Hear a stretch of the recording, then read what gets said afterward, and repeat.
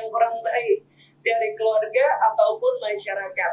Jadi langkah-langkah yang harus kita bisa lakukan secara dini agar nantinya dampak tersebut tidak terasa kepada keluarga kita dari konten-konten yang buruk.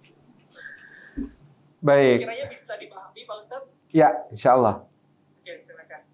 Baik, Ibu yang dirahmati Allah, Ibu Saryati, ini keprihatinan kita semua ya tentu karena banyaknya konten-konten yang negatif yang tersebar secara masif, tersebar secara luas melalui media sosial. Tentu yang pertama harus kita miliki dalam keluarga kita, ya kita mengamankan diri kita dan keluarga kita adalah filtering, ya artinya menyaring sebelum sharing, apalagi juga menyaring sebelum kita menikmati konten-konten tersebut. Nah, menyaring di sini tentu bisa kita lakukan dalam berbagai aspek, ya. Menyaring secara fisik, misalnya dengan cara menggunakan filter-filter, misalnya untuk YouTube kita, filter-filter mengaktifkan apa yang kemudian bisa kita batasan usia dan lain sebagainya di berbagai platform media sosial, baik itu di YouTube, di Instagram maupun Facebook yang memang sebenarnya tersedia, tinggal kita mengulik lebih banyak untuk memberikan filtering secara langsung, secara mekanis ini. Kemudian filtering secara value tentu kita kemudian harus menanamkan kepada diri dan keluarga agar selalu hanya mengakses konten-konten positif, agar selalu di antara kita saling menjaga di dalam mempergunakan sosial media agar kita bisa mendapatkan dan mengakses hanya konten-konten yang bersifat positif. Yang ketiga adalah kita membiasakan ya keluarga kita untuk melek digital atau berliterasi digital secara sehat.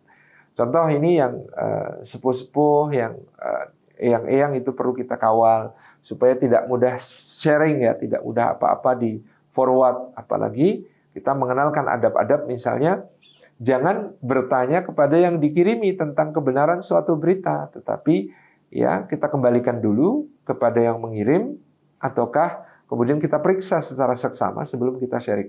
Karena kita sering mendapati ada orang nge-share satu berita yang tidak jelas, kemudian di bawahnya diiringi dengan kalimat ada yang tahu ini benar gak ya? Nah, ini dia sudah menyebar ya sebelum kemudian memfilter sehingga menjadi liar, tidak terkendali, padahal kontennya kemungkinan besar adalah konten yang hoax, adalah konten yang salah, adalah konten yang keliru.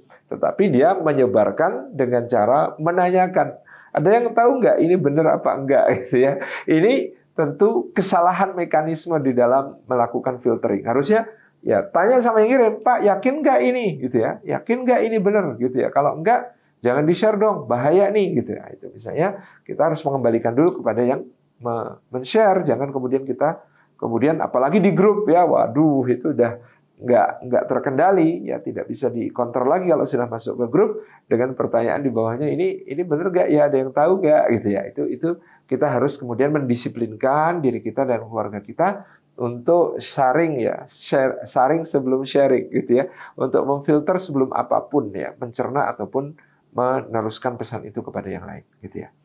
Kemudian yang berikutnya, bagaimana kemudian kita memperbanyak menggunakan sosial media kita untuk mengakses konten positif, karena sosial media kita ini AI yang cerdas, artificial intelligence yang cerdas. Apa yang kita sukai itu akan yang diberikan rekomendasi. Apa yang sering kita buka itu yang akan diberikan rekomendasi-rekomendasi berikutnya. Jadi kalau kita sekali mengklik konten yang negatif, maka kemungkinan besar yang berikutnya dia akan memberikan rekomendasi konten-konten yang negatif pula. Tetapi kalau kita membiasakan disiplin di konten-konten yang positif, rekomendasi-rekomendasi berikutnya juga akan yang berisi konten yang positif. Demikian.